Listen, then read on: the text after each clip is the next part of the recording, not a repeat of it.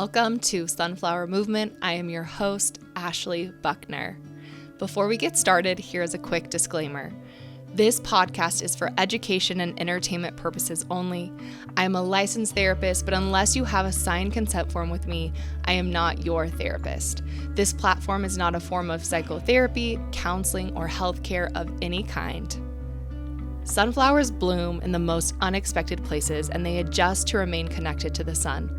Metaphorically, I define these sunflower movements as experiences with people, places, and moments where we feel seen, heard, and believed. Thank you for tuning in.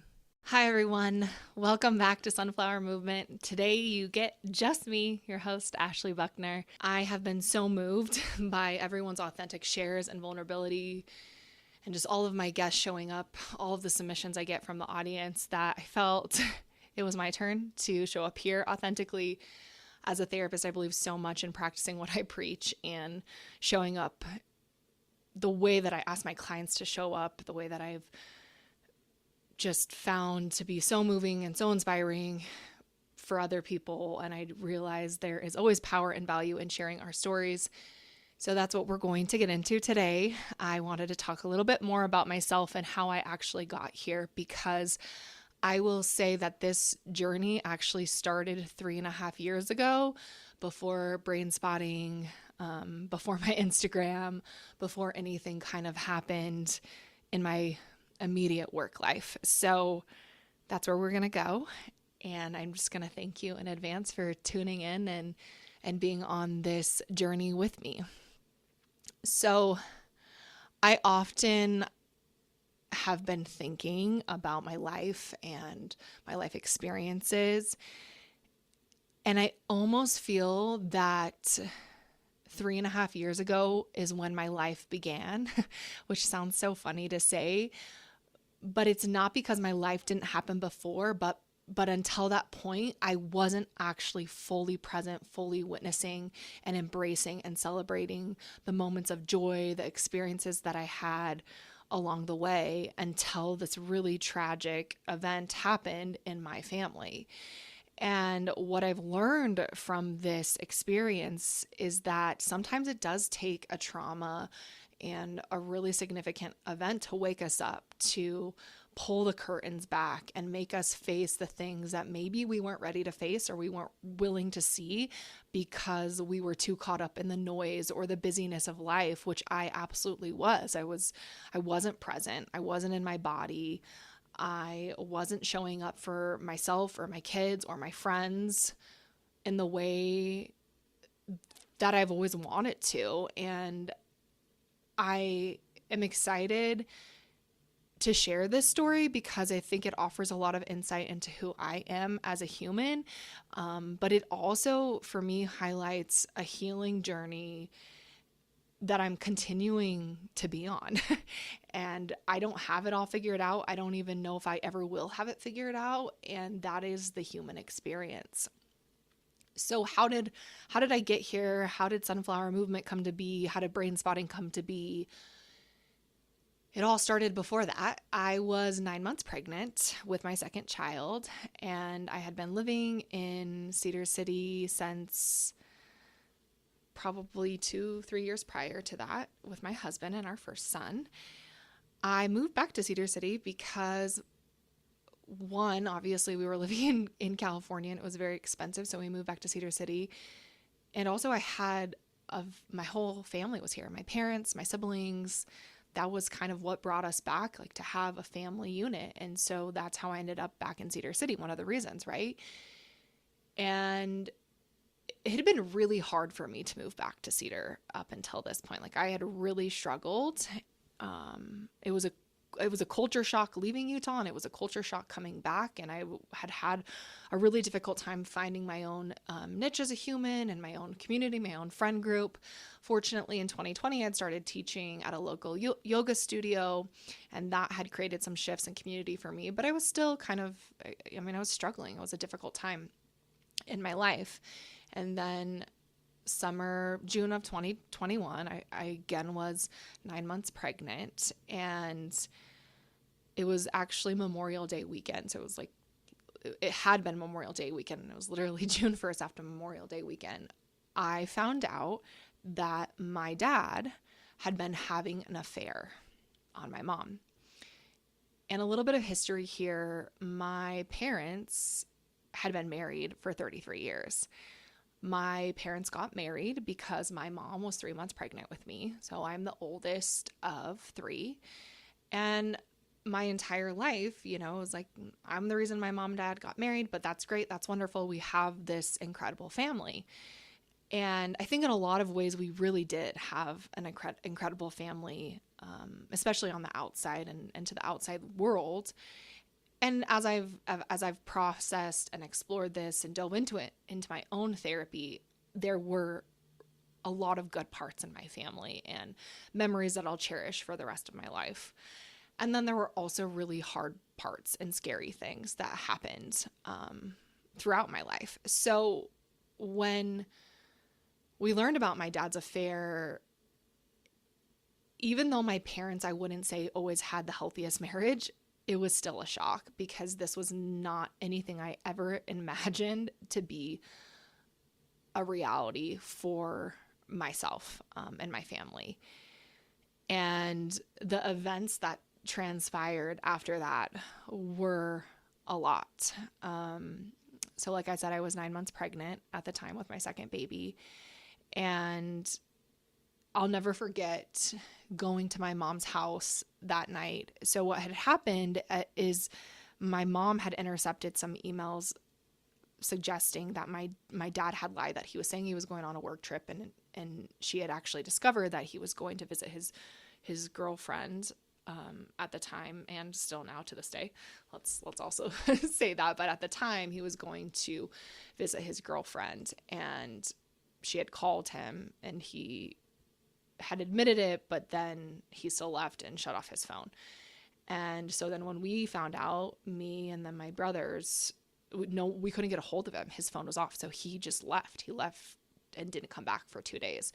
So that night we went to my mom's house, and I mean, I was just in shock. We were all in shock, and I'll never forget it. I'll never forget the way that she looked and the way that she felt, and how we felt, and how I didn't even know what to say or do, and how you kind of go into fight or flight and you say all the wrong things and you just want everything to be okay, and you're trying to understand how did this really horrible, awful thing happen in your family, and there's no words for it. So that's kind of how it all started. And as you can already hear in what I'm sharing, we were a very enmeshed family.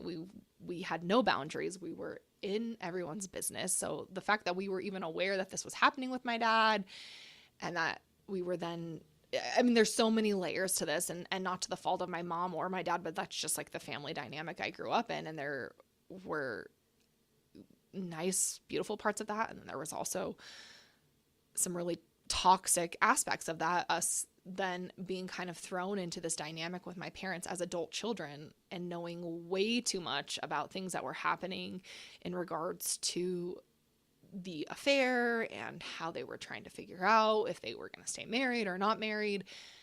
It was rough.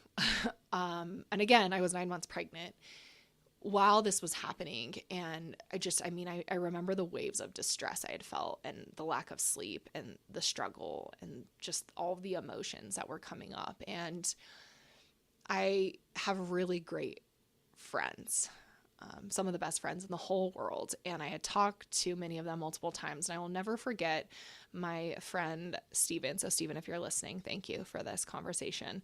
It was about a week before I delivered, but I remember him saying to me, he said, Ash, you have to step out. Like you can't be a part of this. You have to set boundaries. You have to let your mom and dad figure it out. You have to step out, and you can't be their support. You can't be their confidant. You cannot be their listening ear right now. And it was exactly what I needed to hear, because I wasn't okay, right? I'm also about to have a baby. I'm carrying this baby. And so I remember sending a text that said, I can't be a part of this anymore. I can't hear what's going on.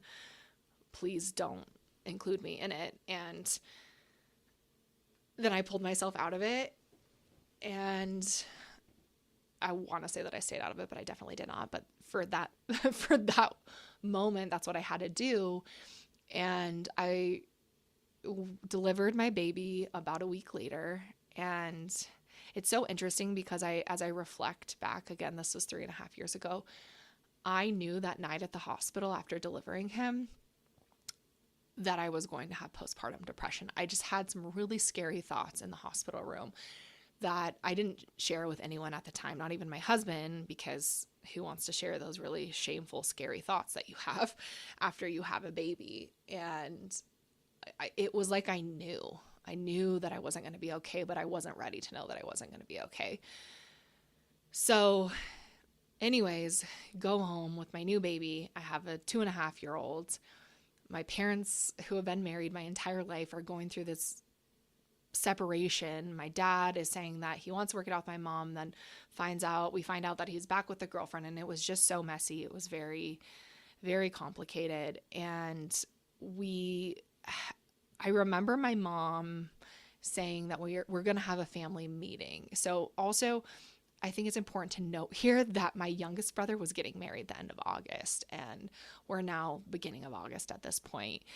And we had this family meeting that I'm going to spare you all the details. It was horrific. One of the scariest moments that I have seen my father, and I think that part of it was also heightened because of my emotional state and having postpartum that I was not treating at the time. But I think that was when I knew that things were never going to be the same again. And in that family meeting, we found out that my dad's girlfriend was moving to Utah. So she wasn't currently living in Utah, but she was coming to Utah the end of August. And so it was kind of really solidified everything. And I was so angry and so upset, and I can't even remember all of the emotions, but I was in a lot of distress. And so then that happened, and then my brother had his wedding, and meanwhile, and I'm just really struggling internally. I have 2 kids, like I said. I have a 6-week-old baby. I'm not sleeping. I'm having extreme panic in the middle of the night and distress around not sleeping. I'm having some suicidal ideation. I mean, things were really rough. My brother gets married, and I'm like, okay, it's going to get better after this. Obviously, it doesn't get better. And I continue to just do this cycle. So for any women that are listening that are maybe struggling with postpartum or wondering if they have postpartum, I really encourage you to just go talk to your doctor or a therapist and get some support on that because our own mind can be a dangerous place. And I'm obviously a therapist. I'm well educated in mental health, but I wouldn't allow myself to acknowledge that I had and what would happen is I'd have a good day, and then I'd have a bad day, and then a good day and a bad day. But I was like, oh, I'm okay. I'm having a good day. And then I'd have these dips. And then I would also continue to get myself in these situations with my family members that were really toxic to my mental health at the time. And I have a moment I'll never forget, which was my husband and him. And I came home after talking with my grandma and this big fight about just all the shit that was happening. And again, we were in a very enmeshed family. We were way too in everyone's business at the time. And I remember my husband saying, Ash, you cannot keep doing this. You have to stop. And my husband, if you know him, he's just got this calm, kind temperament. He doesn't say what's on his mind a lot. And so for him to say what was on his mind was huge for me. And that was another moment where I was like, I got to figure this out. We took a trip the end of September to the beach, and I was like, okay, this trip is going to be the thing that makes me feel better. I'm going to be okay.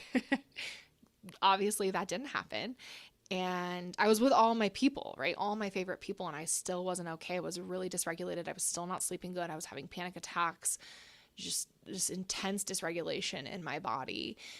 And so after that trip, when I didn't feel better after being at the beach, which is my happy place, I decided to call my doctor and go get on medication. And for those of you who have ever taken an antidepressant, it typically takes about 6 to 8 weeks to kick in. So I was like, okay, I'm here. I'm gonna take my meds. Well, I obviously didn't start feeling better, and I really struggled through the entire month of October. I have some really interesting journal entries from that time of just the level of despair that I was feeling and how alone I felt and how scared I felt.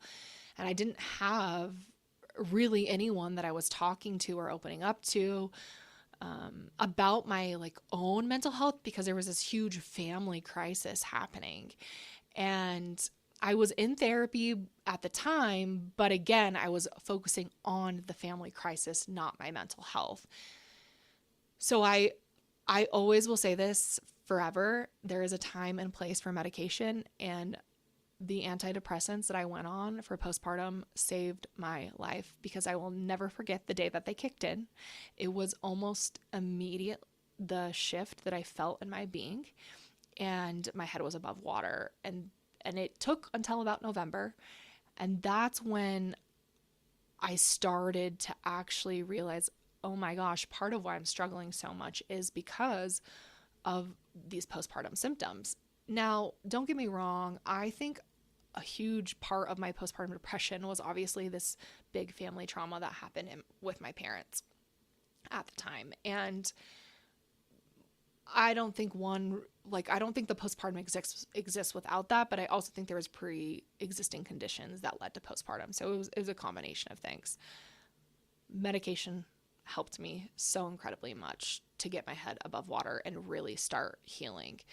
And one of the reasons I had started therapy again was to search for a body-based practitioner so I could start doing EMDR or Brainspotting, because I knew that's what I needed.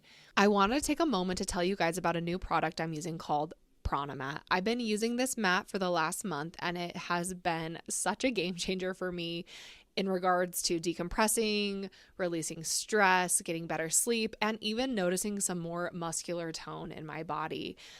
I love the mat because it gets directly into my nervous system. It's a way to do a body-based approach that's very quick and efficient and only requires about 5 to 10 minutes. To learn more, visit pranamat.com and use Ashley B at checkout for a special discount code. Well, the therapist that I was seeing at the time, we were worried about whether I could tolerate brain spotting, so we just kind of put it off. And now it's so fascinating now, knowing and being a brain spotting practitioner and being certified in brain spotting. The therapist I was seeing at the time was new to the brain spotting field and didn't have the tools that I now have as a clinician. So I see why she was trepidatious in starting the process with me. And I think that I needed now that level of insight too, to support my clients that are struggling, to know that going head on at something activation wise is not always the best approach. And sometimes we need to go in a little gentler or softer. Anywho, there continued to be things along the way until I started brain spotting, which I didn't start brain spotting sessions until January of 22. But it's just, things were really tumultuous with my dad at that time. And when you go through a really significant trauma and you choose to go through it and work through it and face it, it pulls the curtains back, in my opinion, of all of the shit you never looked at. So my whole life, I was like, I just have this incredible family. We're the best family. We're even really not active members of the LDS church. So we've all left. Like, we're this incredible family unit. I'm so proud of us. And that was not true. And I had to face that when everything happened with my mom and dad. And I started to realize that my dad has always been very volatile, and he's been emotionally abusive my whole life, and he's said and done things that are not okay. But because he had this really solid family unit, we all made it okay, right? So I was just at the same time, my parents were going through this. I was having some of these realizations. Obviously never had set any personal boundaries for myself in my family relationships in a way that they were respected or received. I've always been the person that speaks up, has an opinion, asks too many questions. I've been called dramatic and sensitive. I've been told, like, oh, you're a therapist, you should know better, right? I've always had all of that used against me, but I had never seen it for what it was until this trauma happened. And so I'm now reconciling all of this, right? I kind of took some space from my dad at that time. started to do Brainspotting therapy, and that changed my life. It taught me how to go towards the things that were creating serious distress in my nervous system related to the family crisis, the insights I was having, how I was feeling about myself. It led me to getting trained in brain spotting. It led me to finding a different brain spotting practitioner that had more training than me, that is more specialized in this field, and doing some really intentional work with her, which I did. And I think what's really cool about this story is, like I told you, I got on medication the end of October, or my meds kicked in the end of October 21, did some really intentional brain spotting work. And by August of 22, I went off my medication, and there was a little bit of dysregulation and distress around that, but I haven't gone on since, and I've felt continued regulation in my nervous system related to postpartum and anxiety and all of the symptoms I was having. And that was huge for me. I had been doing therapy on and off since I was 20 years old. More intentional when I was in graduate school to become a therapist. But this was the first time in my life as a 33, 34-year-old woman that I had actually seen results from therapy. And it was because brain spotting is a body-based approach. It's an inside out approach where it starts within my own nervous system. I'm having felt experiences and insights around things that I need to be okay, versus my therapist telling me, hey, go do these things, see if they work. And that is what's so significant about a body-based approach, is it comes from like within me to figure out what I need to be okay. And that was, life changing. In September of 22, so, a whole year later, I went to phase 2 brain spotting training. And it was interesting because I remember one of the things that I remember about going to the training is I hadn't had any distress related to postpartum since my meds had kicked in. And I was off meds at this time, and I had like dysregulated sleep, and I remember having panic. Well, what's really cool about brain spotting training is that you get to practice with each other, or you can volunteer to be a demo with one of the instructors. And one of the instructors, who is my consultant, I've done so many trainings with him. I have such an incredible relationship with him. I volunteered to be a demo, and I got to have some really cool processing around just this postpartum piece that I had never touched prior, right? Because I wasn't in a state, even when I started brain spotting, and even when I started working with my now therapist in June, I wasn't in a state to go touch some of those really distressing moments from my postpartum days. I wasn't ready. And that's kind of how healing works. Like there's a timeline that doesn't really make sense. And sometimes it's about waiting till we're more stable to target some of the things that are creating the most distress. And then sometimes we get really stable, and then more shit reveals itself, and it's all very confusing. And also, to me, represents healing, right? The more regulated I feel, the more likely I'm going to be able to unpack traumas and things that I've never faced before. And that was essentially what happened at this training. And I had some really big process and insight around fear and not being able to sleep. And that was a huge trauma for me as a little girl. I was always very scared at night. And so I also started to realize, okay, my postpartum wasn't just from the trauma that happened with my parents. It was also rooted in some other childhood things that had happened. So I just continued to do this healing journey. And my dad and I had reconnected, and I don't know if it was before or after brain spotting training, but we had reconnected and talked and kind of laid everything out on the table. And I had felt like we were in a pretty solid place around that. And he and my mom had obviously since decided to get a divorce. Obviously, my dad's girlfriend, mistress, whatever, had moved to Utah at the time. So it was very clear and evident that that was the direction we were going. And it was so hard. It's been so hard for me. It's still so hard for me to navigate. And I don't know what the right answer is to any of this. And yeah, I'm a therapist, but I'm also a human first. And that's what I just always come back to. But I remember my dad really helped. And I would say this to him. He was really helpful. We moved houses, and I just remember both my parents, my mom watched the boys and my dad helped us move. And I was like, this is so incredible to have my dad show up in this way for us and to support us through this. And that was a really special time to have, that I still remember and reflect on, to have him help me move. I think, what I know as a therapist, as a person that works with the human condition, is people really only change if they want to change, if they put in the effort and the energy. And we have to take responsibility for the way our trauma and distress shows up in our life. And I am still taking responsibility for that. So let me say that, like, I'm a work in progress, and it's something I choose every single day. And I also recognize that it can be really hard for other people to choose. It can be really hard when you've spent most of your life not choosing it. And I think that I have a lot of compassion and empathy for my dad and understanding why he is the way he is. And I've also realized that compassion and empathy can only exist because I have boundaries of what's okay and what's not okay. I am a really strong woman. I have worked hard to find my own voice, to respect myself, to talk about things that are important to me, to speak my mind, right? I grew up in a traditional patriarchal home. My dad was the patriarch. My mom stayed home with us as kids. My mom didn't have a job. My dad was the breadwinner, all of those things. My mom did help my dad with like his business, but for all intensive purposes, my mom ran the house. She made the dinners. I never watched my dad make dinner.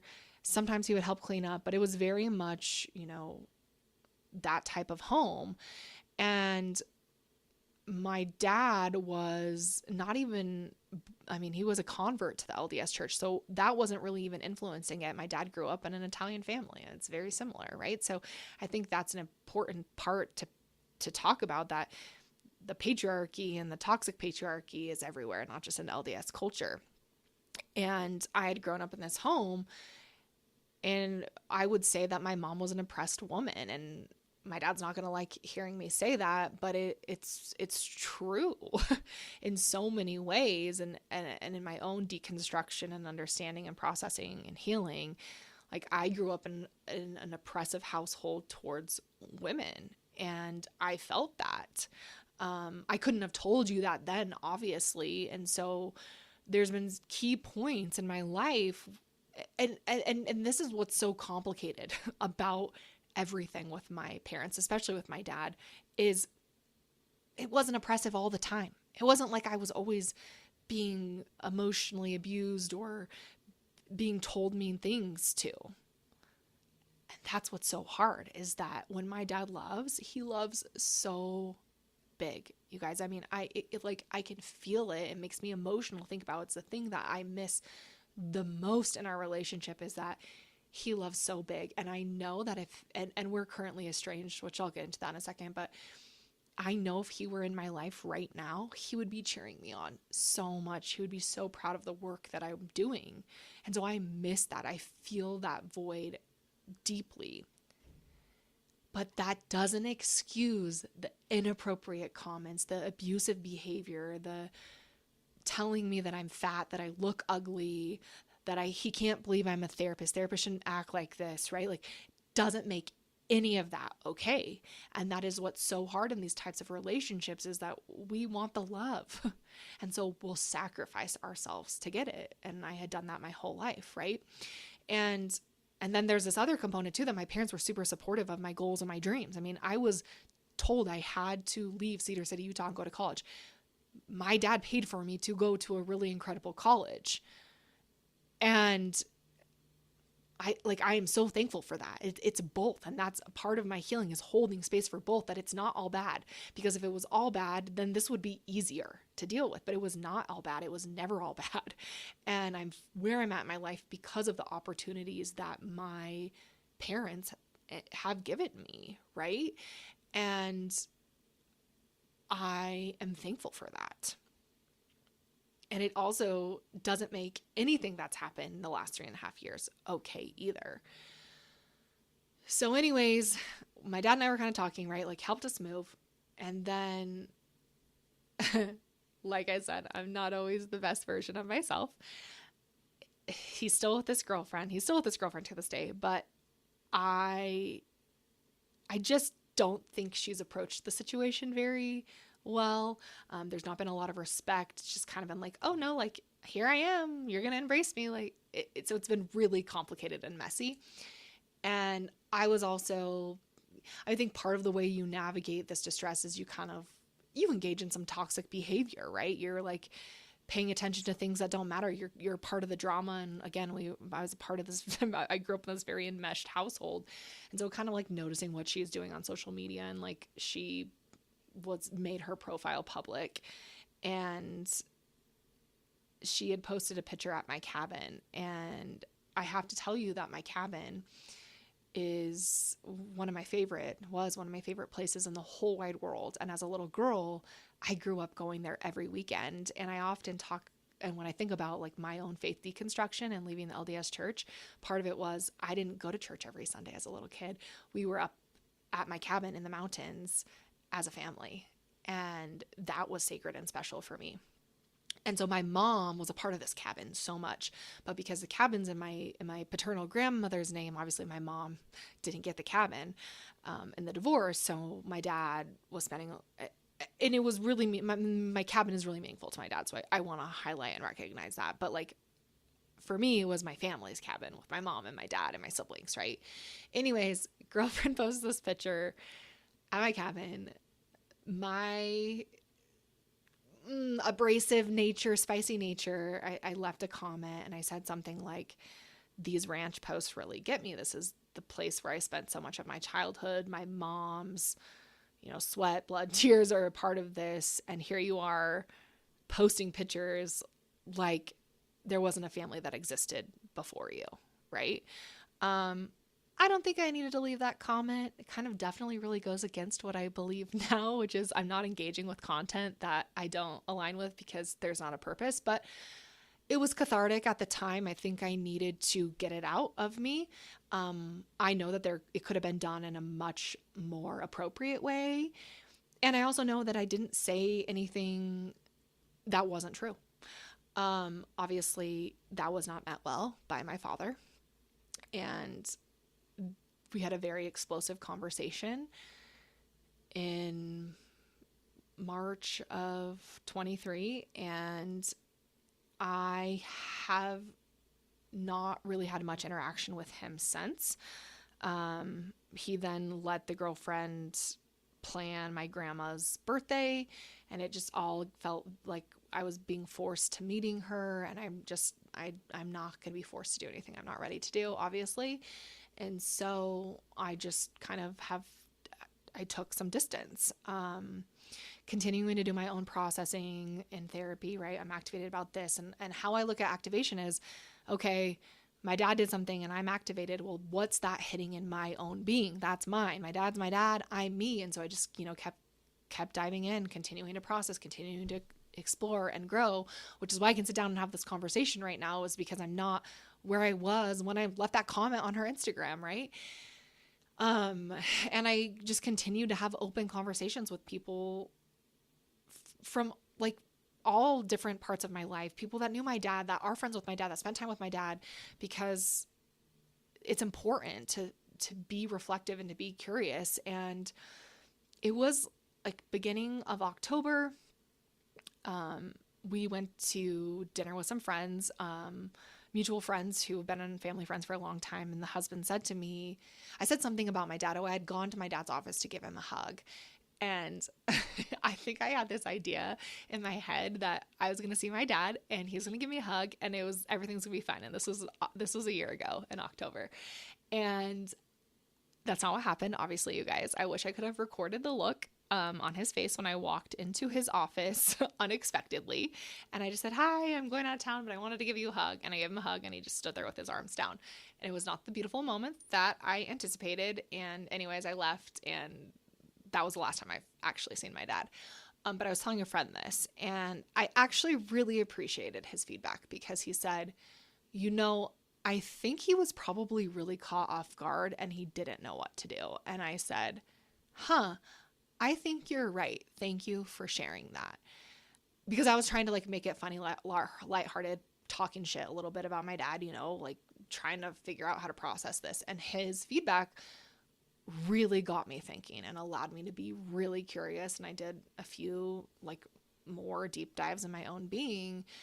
And I was like, okay, I get it now. I see my role in the last, you know, the dynamic that my dad and I had been having and the things that I was doing that were not helping the process either, right? And I needed to take ownership for that. I almost wasn't seeing my dad as a human. And I think that's one thing we have to do, right? We have to let our parents fall from grace. And I think that was his choice to have an affair and to end the marriage with my mom was a really hard fall from grace for me and how I saw my dad. And I know that it takes two people for a marriage to come to an end, right? Like I know that. And also still, he had made a very icky choice in my opinion. And that was hard to reconcile, but he's also human and he makes mistakes. So that allowed me to kind of write him a letter and it wasn't even a letter that I needed a response from. I just needed to repair in a way that was meaningful to me and take some ownership for where I was at, and also thank him, right? Because just like I said earlier, thank him for the opportunities in my life because it wasn't all bad. But I also wasn't going to tolerate certain things. I'm not ready to have a relationship with your girlfriend, and I don't know when I will be ready, and I don't want to be forced into that, right? That does not feel like a supportive, healthy relationship for me.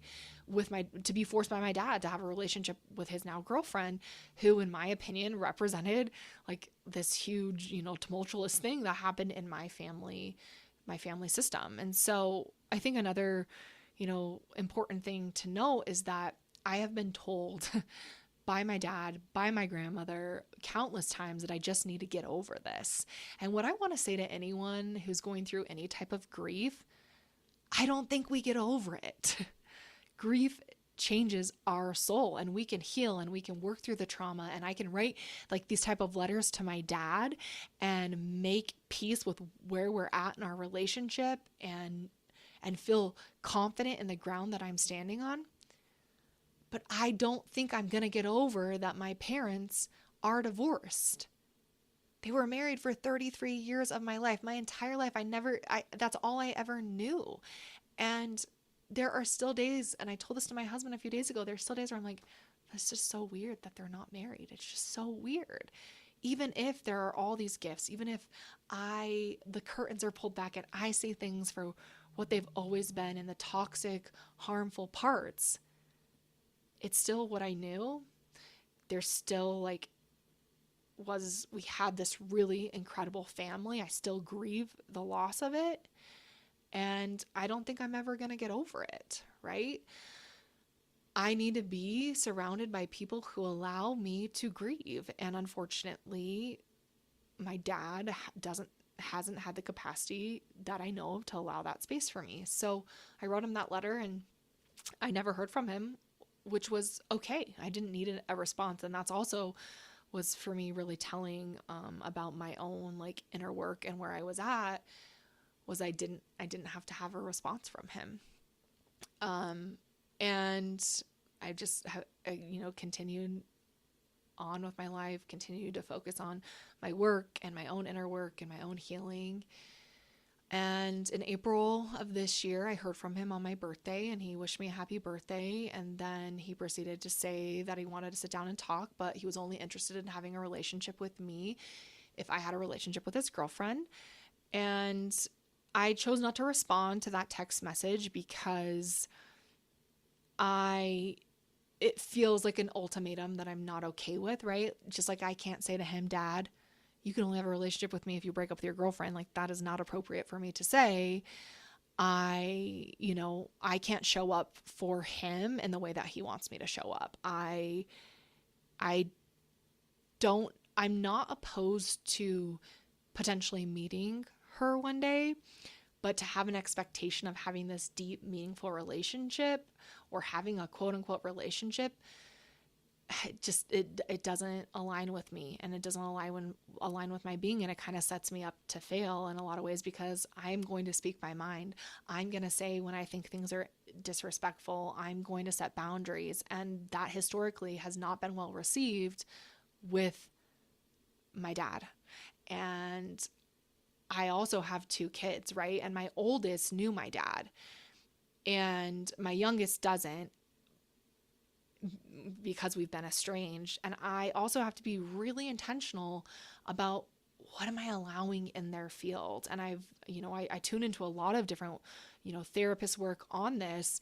And my consensus is the adults that are allowed, and anyone that's allowed in my children's life, are healthy people, and they respect me as a person, because that's a boundary. I want my kids to know that they deserve respect as a human. And I've never felt that in my relationship with my dad. I have never felt respected by him, to the degree of like what an adult respectful relationship would look like. And I don't want that for my kids. I don't want to model that for my kids. And that's just a choice that I've made. And it's been really hard. I get sad that my dad doesn't know my kids. And especially because this time they're, 5.5 and 3 is so fleeting. And I don't, we'll never get it back. He'll never get it back. And I also realize that that's my grief and that's my sadness. My kids are okay, and they're going to be okay if I'm okay as their mom. And how I navigate these conversations with them is going to matter far more than just allowing them to be in this tumultuous relationship that goes back and forth, because I have not seen any evidence that it's not going to go that way. And I'm not saying it can't change. I don't really hold that type of rigid boundaries. I'm open and I'm curious, and I'm also smart and intentional, right? And I'm not going to put myself in a situation that is not going to go well. What is the point of all of me sharing all of this?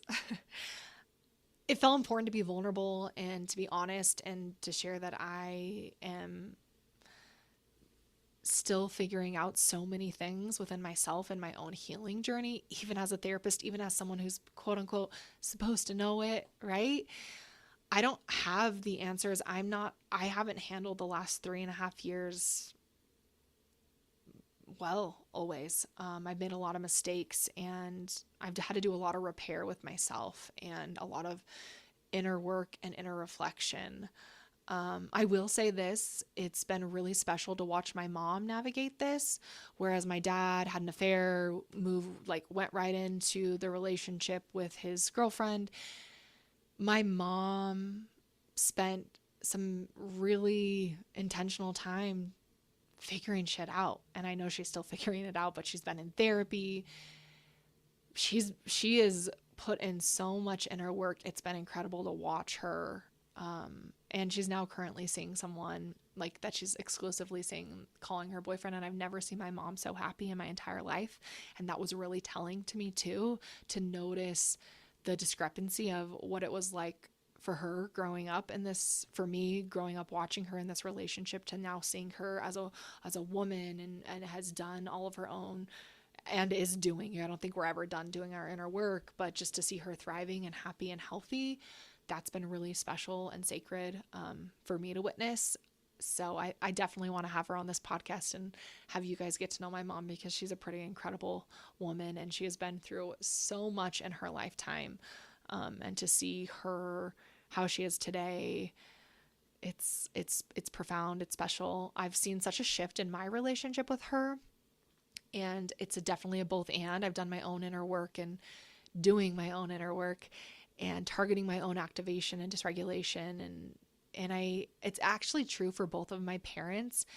I really see there was lots of things in my childhood that were not okay and that should have never happened. And I also just see my parents as these kids raising kids, doing what they thought was the right thing to do at the time.